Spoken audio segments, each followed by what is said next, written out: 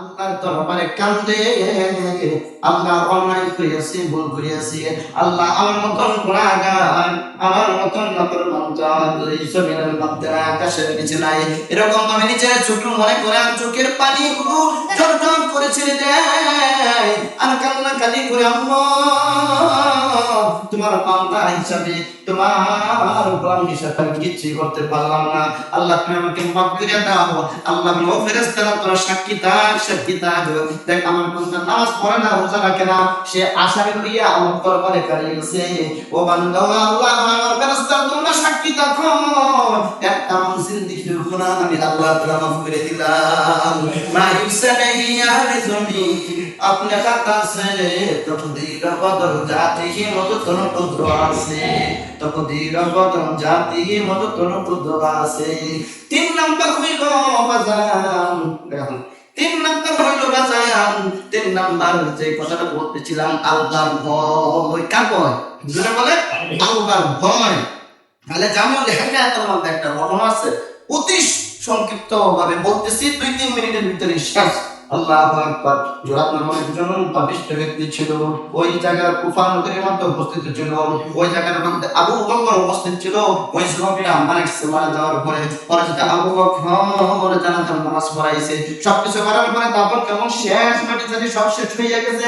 কিছুক্ষণ পরে তার মা ডাক দিয়ে বলতেছে, ও আবু বকর, আমার সন্তান তো মৃত্যুর পরে দেখি নাই, সুতরাং আমাকে দেখা কিছু অনুমতি দেন। মা দেখে নাই কি মনে করে, আর তো আর দেখা যাবে না মরার পরে, আর তো 2-3 দিন চলে গেলে তো দেখার কোনো সুযোগ নাই। বাবা করে আমাকে যদি একটু দয়া করেন, চোখের পানি গুলো চিনতে আছে, খেলা দিয়ে কাঁদতেছে, আমাকে সুযোগ করিয়া দেন।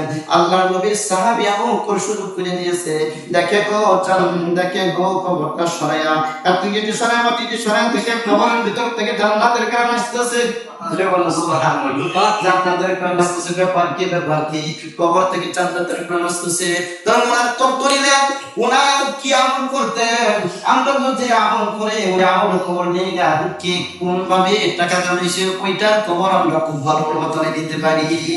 তখন খুঁজতেছে ওর আমল কি, সমস্ত মানুষ বলতেছে আমার পুরো আমল ভালো নয়, পাপ যা যত আছে সমস্ত পাপ করিয়াছে, পাপ ছাড়া তার নেকির কাজ নাই, অথবা নেকি কোনো খুঁজে পায় নাই। এমন অবস্থায় আবু বকর চিন্তার মধ্যে পড়ে গেছে।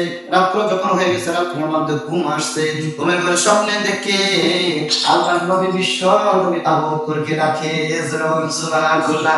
ওই আবু বকর ওই যে যুবকটাও কিন্তু আল্লাহর নবী বিশ্ব নবীর সাথে বসা ছিল, আর আবু বকরকে ডাক দেন, আবু বকর, এই যুবকের জানাজার নামাজ পড়েছিলাম, কাপড় পড়েছিলাম, তার মা দেখার জন্য কবরটাকে পাক করছিলাম, দেখছিলাম জান্নাতি কেমন হয়েছে, জান্নাতি জানি।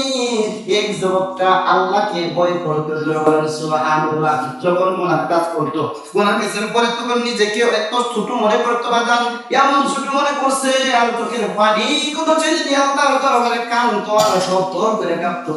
আল্লাহ রাসূল বলেন, আবু বকর আল্লাহর ভয় থাকার কারণে আল্লাহ তার জন্য জাহান্নামের আগুন হারাম করে দিয়েছে। মা তাহতা জাহান বাইরে খোদা ইয়াদ লাদার জিয়াত খোদা হিস দিগার কাদ লাদার মাই কুসলেহি আহল জমি আপনা খাতা সে বতল চাতি হি মদত রুদওয়া সে। তাহলে এক নাম্বার ওই 3 ব্যক্তির জন্য জাহান্নামের আগুন হারাম হয়। এক ব্যক্তি হলো যে ব্যক্তি আল্লাহ তাআলাকে ভয় করে, জোরে বলেন সুবহানাল্লাহ। এই ভয় করার মধ্যে পাইছেন তো জাহান্নামের আগুন হারাম হইছে। আল্লাহ তাআলা জান্নাতে আছে, আল্লাহ তাআলা সবাইকে আমল করার তৌফিক দান করুন। জোরে বলেন আল্লাহু আলহামদুলিল্লাহি রাব্বিল আলামিন।